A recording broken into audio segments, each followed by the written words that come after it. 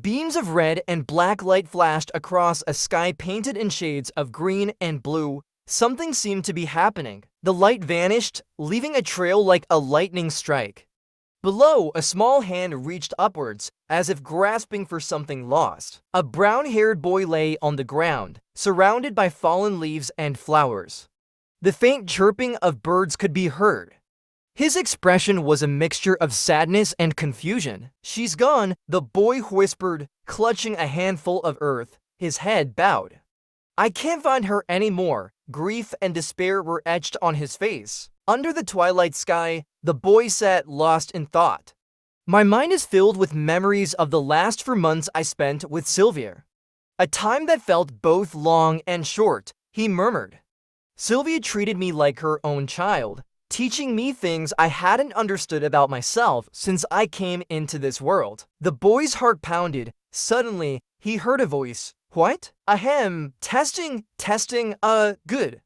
Hello, Art." Art was startled. "Sylvia, are you?" "If you're hearing this now, it's Sylvia. This means I'm going to tell you who I really am. I think this is a message she left for me. You look frustrated. It seems like you're not ready to accept all of this." The dragon continued. "Your body is that of a child who just turned 4, and while your mana has reached a dark red level, you're not strong enough. As a small parting gift, I've implanted my unique will into you. Your future development as a mage depends on how well you can use this gift." Art clutched his chest. "Who asked for a gift? I'd rather have." "Oh, and Art, I can imagine how you're feeling right now.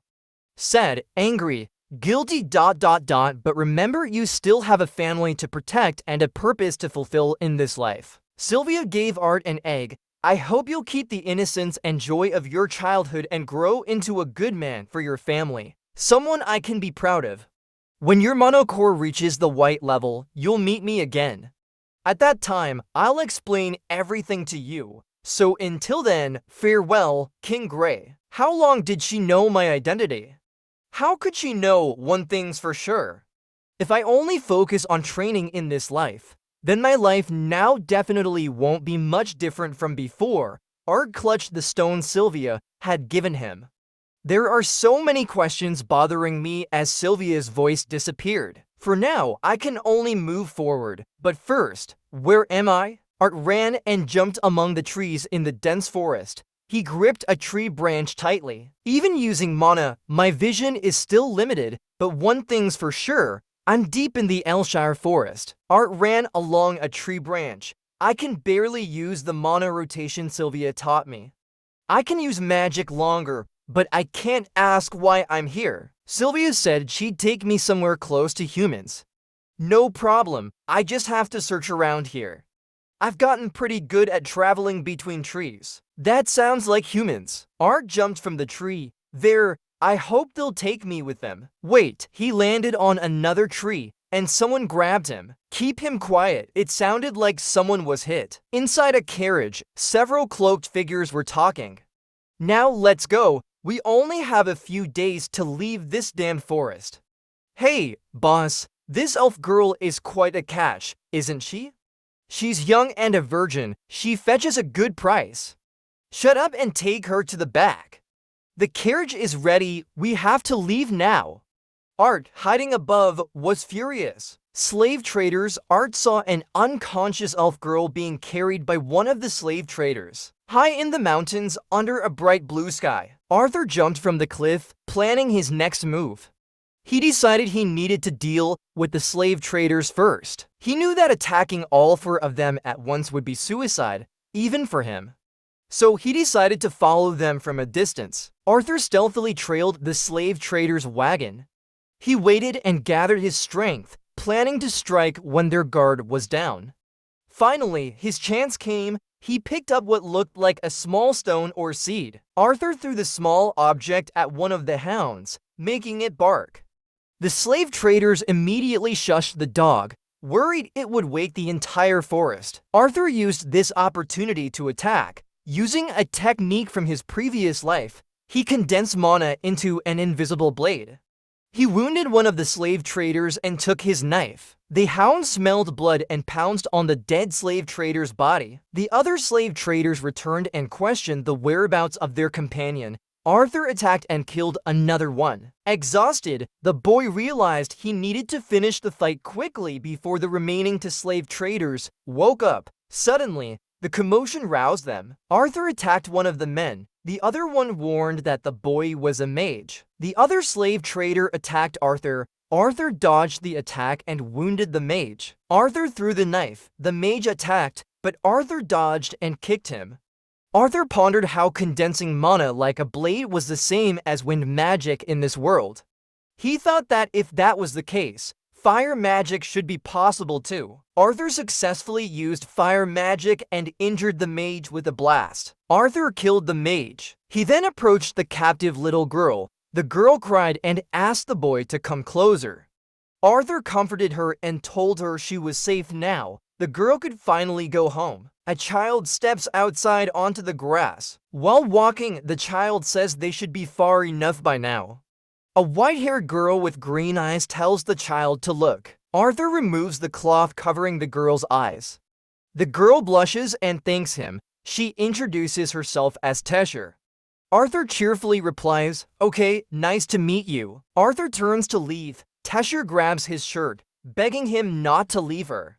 She's scared and thinks he's a mean boy for leaving her alone in the forest. Arthur explains that he needs to go home and the bad guys won't chase her anymore.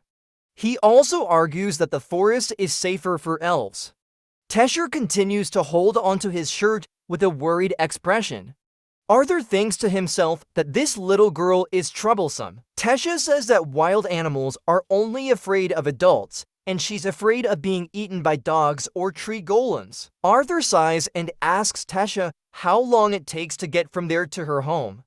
Tesha doesn't know. Arthur then tells her to wait. He says he'll find food for them. Tesha nods and smiles, hoping he won't be long. Arthur prepares supplies for their journey, including a small knife. He thinks he doesn't know how long it will take, and this will be an adventure. He then returns to where Tesha is waiting. Arthur gives Tesha a cloak and necklace he found in the carriage so she won't be cold. Tesha accepts them and thanks him. Arthur smiles and says he'll take Tesha home. On the way, Arthur asks for Tesha's name. She answers and asks his in return. Arthur tells her his name is Arthur Lewin. Tesha asks why he's in the Elshire forest. Arthur replies shortly that it's a long story. Tesha insists on knowing, and Arthur says he has time to tell her. He begins to explain that he was separated from his family. Tesha asks if Arthur is from a human village. Arthur confirms. Tesha then asks if it's true that the men there are perverted and have more than one wife. Arthur is shocked and asks who told her that. Tesha replies, "My grandpa." Arthur thinks for a moment and comments that there might be perverted elves too. He then asks Tesha if she knows what perverted means. Tesha shakes her head. Arthur explains that usually only nobles have multiple wives. Tesha now understands. She then tells him that she spends her time with her nanny and grandpa because her parents are busy, and she's looking forward to the day she gets a teacher to train with. Arthur thinks that the education system in Alan doesn't seem to discriminate against awakened children, as they are all given mentors. He mutters the word discrimination and Tesha asks what it means. Arthur claims he was just talking to himself. Tesha calls out to Arthur. She asks what happened to the bad guys who kidnapped her and if they'll come looking for her again. Arthur reassures her and promises that she never see them again. Tesha thanks him. Night falls, they set up camp and light a bonfire. Arthur tells Tesha to sleep. Tesha is worried about Arthur and asks, what about him? Arthur replies he'll keep watch outside. Arthur uses this opportunity to figure out what Sylvia left him. Tesha asks if he's sure he doesn't need rest. He claims he's not sleepy. Tesha explains that her grandpa forbids her from sleeping with boys. Arthur says he's fine and not tired. Tesha finally gives in. Tesha suddenly remembers and warns Arthur about wild animals that might appear because they see him alone outside. Arthur smiles and Tesha says she's only worried for their safety, not because she's scared. He tells her to go to sleep. Arthur goes inside the tent and sits beside Tesha. He whispers to her to go to sleep quickly.